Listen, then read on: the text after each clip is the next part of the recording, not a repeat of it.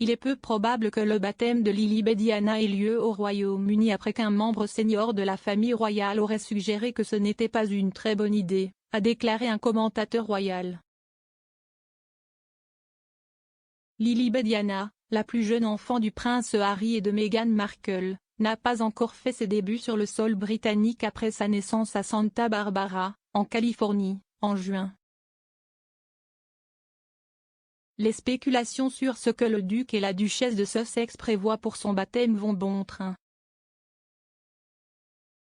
Le correspondant royal de NBC, Neil Sean, a affirmé qu'il était peu probable que Lilibet Diana passe sa journée à la chapelle Saint-Georges à Windsor en raison de l'intervention présumée d'un membre senior de la famille royale. Monsieur Sean a affirmé, l'un des plus gros problèmes que Meghan a vraiment rencontré récemment est qu'elle voulait que sa fille, Lilibet Diana, soit baptisée à l'endroit où elle s'est mariée aux côtés de son mari, le prince Harry.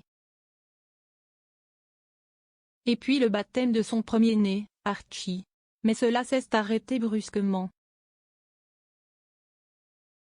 Harry et Meghan étaient très désireux de faire ce retour et de s'assurer que le baptême avait lieu, en particulier devant Sa Majesté la Reine.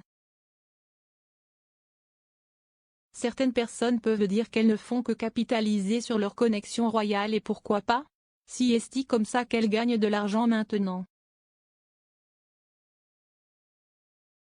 Mais à l'avenir, il y avait une personne qui a essentiellement décidé qu'il n'y avait pas d'appétit pour cela et la personne qui n'est apparemment pas disposée, jusqu'à présent, à embrasser et à se réconcilier avec son jeune frère.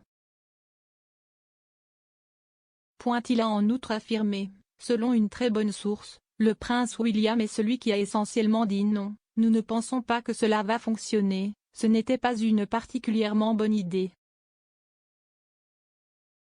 Le palais de Kensington a refusé de commenter. La relation du prince William avec son jeune frère, le prince Harry, a été tendue ces dernières années, et les frères n'ont pas passé beaucoup de temps ensemble depuis que le duc de Sussex a démissionné de son rôle royal de travail en mars 2020. Le couple s'est brièvement réuni 2 fois l'année dernière, d'abord lors des funérailles du prince Philippe en avril, où ils ont été vus échanger quelques mots grâce à l'intervention de Kate, la duchesse de Cambridge, puis à nouveau en juillet lors du dévoilement d'une statue commémorant leur défunte mère.